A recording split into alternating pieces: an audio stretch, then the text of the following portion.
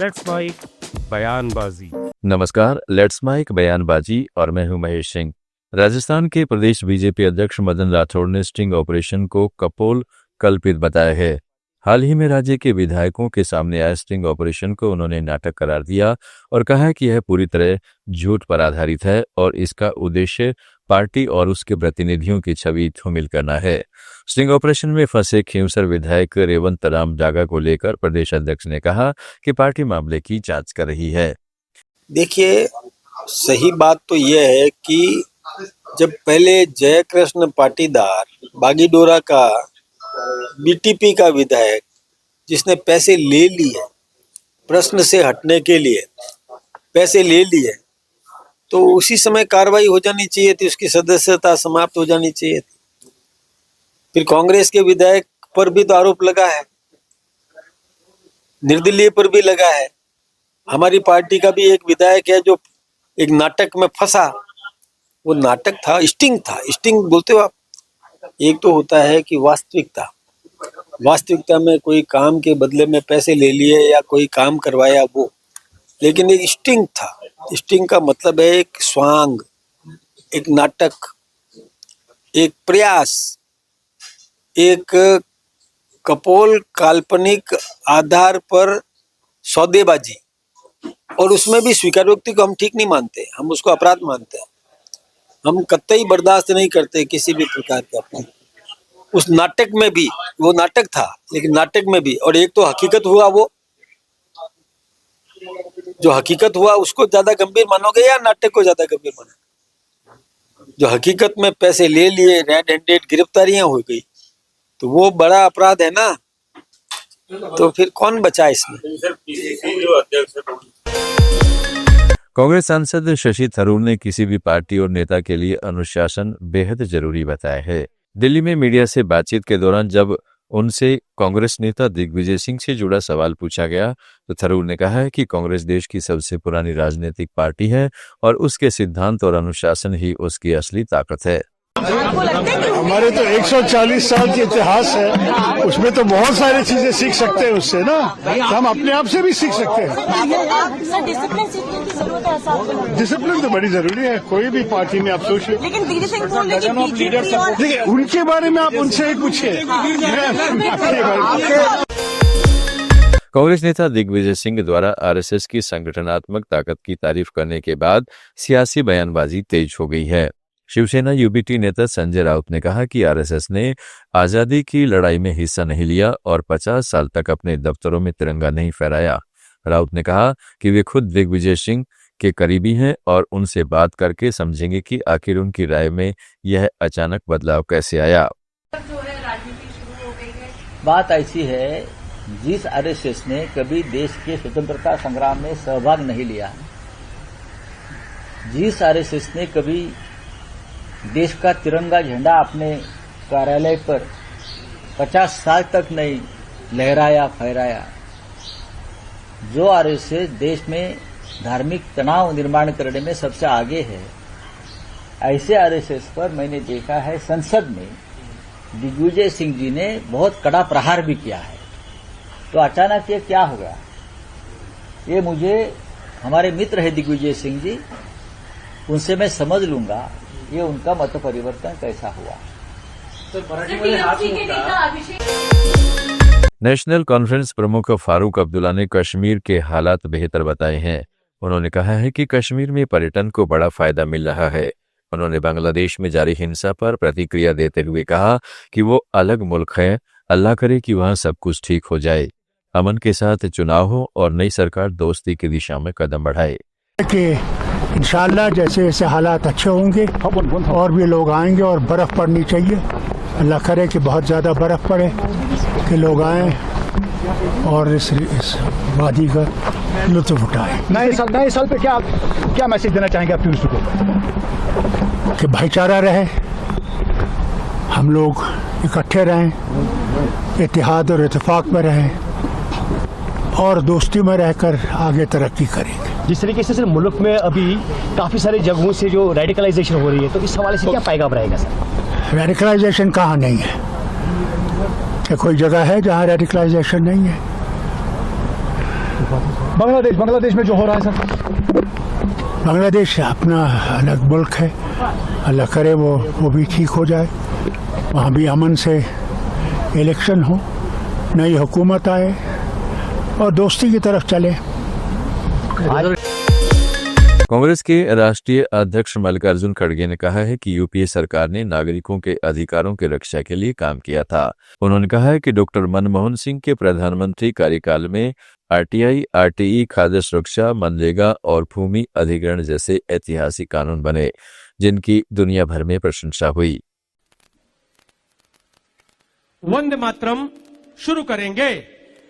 वंदे मातरम, वंदे मातरम, सुजला सुफला मलयज शीतला शस्य श्यामला मातरम, वंदे मातरम, शुभ्र ज्योत्स्ना पुलकित यामिनी, फुल्लकुसुमित द्रुमदल शोभिनी, सुहासिनी सुमधुर भाषिणी, सुखदां वरदां मातरम, वंदे मातरम, वंदे मातरम। त्रिपुरा के मुख्यमंत्री माणिक शाह ने उत्तराखंड के मुख्यमंत्री पुष्कर सिंह धामी से त्रिपुरा के छात्र एंजल चकमा की हत्या के मामले में बातचीत की। एंजल चकमा, जो नंदनगर के देवराम ठाकुर पारा का निवासी था, 9 दिसंबर को देहरादून में कुछ बदमाशों के हमले में गंभीर रूप से घायल हुआ और बाद में ग्राफिक एरा हॉस्पिटल में उनकी मौत हो गई। मुख्यमंत्री धामी ने माणिक शाह को बताया कि इस मामले में 5 आरोपियों को गिरफ्तार किया जा चुका है और जांच जारी है। माणिक शाह ने भरोसा जताया है कि पीड़ित परिवार को न्याय मिलेगा। मध्य प्रदेश कांग्रेस अध्यक्ष जीतू पटवारी ने प्रशासन को सख्त चेतावनी दी है। उन्होंने कलेक्टर को फोन पर कहा कि अगर गरीब परिवारों के घर तोड़े गए तो वे खुद बुलडोजर के आगे खड़े हो जाएंगे, चाहे उन्हें गिरफ्तार ही क्यों न कर लिया जाए। पटवारी ने कहा है कि सरकार को विकास के नाम पर गरीबों के आशियाने उजाड़ने का कोई अधिकार नहीं है। सोमवार के दिन आने का बोल रही नमस्कार, मैंने कलेक्टर साहब को लगाया था, उनका बंद आ रहा है। मैं चीफ सेक्रेटरी से बात कर रहा हूँ। ये जो मानस भवन वाले मकान अभी आप तोड़ोगे तो हम आपके खिलाफ खड़े रहेंगे। मैं खुद भी आऊँगा और हमारी पूरी कांग्रेस रहेगी। बता देना, ये 60 70 देश के आज़ादी के बाद से लोग रह रहे हैं। इस तरीके से अन्याय नहीं चल सकता है। किसी भी संस्था को सहायता करने के लिए आप इनके घरों से थोड़ी बच्चों को बाहर कर सकते हो। नहीं, आवास उपलब्ध यहाँ से 40-50 किलोमीटर दूर कराओगे, कैसे चलेगा? और जब आवास उपलब्ध तो इनको मेरा आग्रह ये है कि इनको संतुष्ट करने से पहले आप एक भी ईंट हटाओगे बता दो कलेक्टर को। ये पुलिस वाले इनको भी कह रहा हूँ, तो मैं खड़ा मिलूंगा यहाँ। और कोई भी ऐसी जल्दीबाजी करना मत, नहीं तो मुझे गिरफ्तार करना पड़ेगा। सीधे बताओ सबको, ये तरीका नहीं चल सकता है। या बच्चे बीमार है, एग्जाम चल रही है, कोई का भरोसा नहीं हो रहा है कि कैसे क्या परिस्थिति लोगों में इतनी वेदना है कि जिसका कहते नहीं बनता है। वो तो मैं मानस भवन के कार्यक्रम में आया तो ये इधर लेके आ गए मुझे। ये अभी बता दो, आप यहाँ तोड़ोगे तो हम सब खड़े मिलेंगे।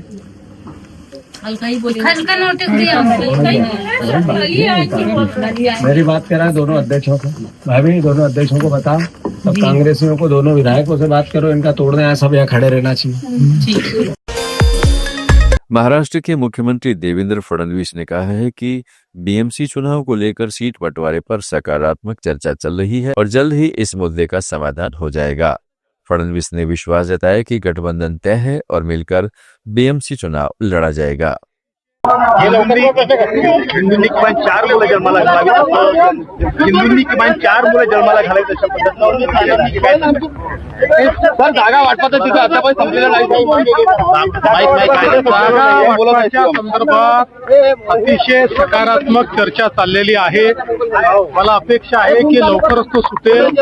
आमचे अध्यक्ष रवींद्र चव्हाण असतील, बावनकुळे साहेब असतील, आशिष शेलारजी, अमित साटमजी आणि प्रत्येक त्याच्या महानगरपालिका क्षेत्रातले आमचे जे प्रमुख लोक आहेत हे चर्चा करतायत.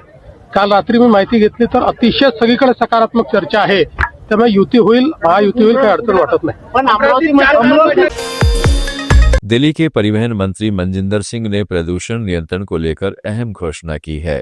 उन्होंने कहा है कि बिना यूपीसी सर्टिफिकेट के किसी भी वाहन को शहर में फ्यूल नहीं मिलेगा और भारत स्टेज 6 से कम मानक की दिल्ली से बाहर की गाड़ियों पर बैन रहेगा. अब से ये तय किया गया है कि जो ग्रेप 4 के रिस्ट्रिक्शंस थी उनमें 2 रिस्ट्रिक्शंस को परमानेंटली कर दिया गया है. एक, दिल्ली के अंदर साल भर अब पीयूसीसी आपको जरूरी होगा. कहीं पे भी आप बिना पोल्यूशन कंट्रोल सर्टिफिकेट के फ्यूल नहीं मिलेगा.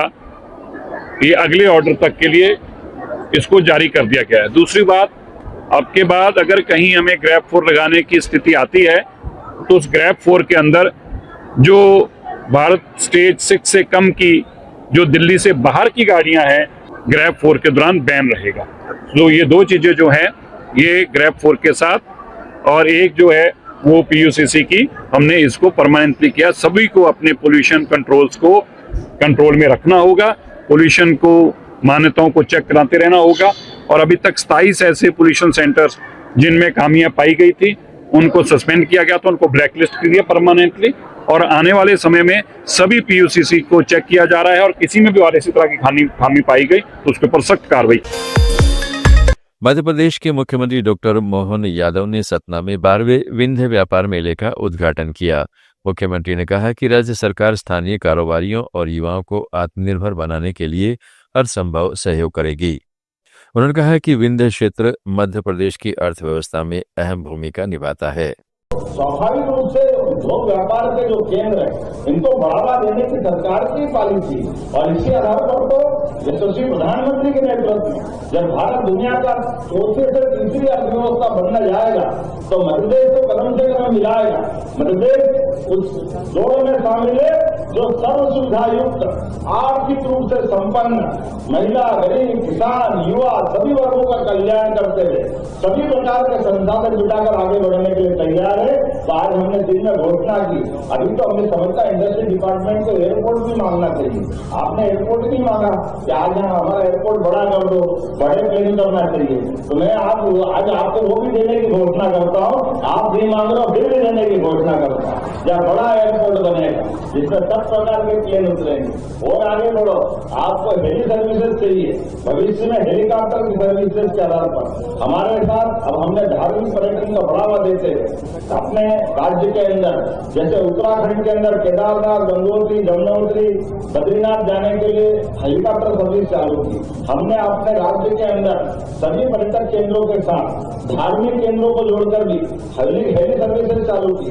उस हेली सर्विसेज के आधार पर हेलीकॉप्टर की व्यवस्था के आधार जोड़ करके वो सारे लाभ दिलाने के लिए सतना के साथ भी जोड़कर, क्योंकि आपके पास एक तरफ चित्रकूट है, एक तरफ महेर की माता जी है, इसलिए उस सर्किट के अंदर हमने ये भी गुंजाइश रखी.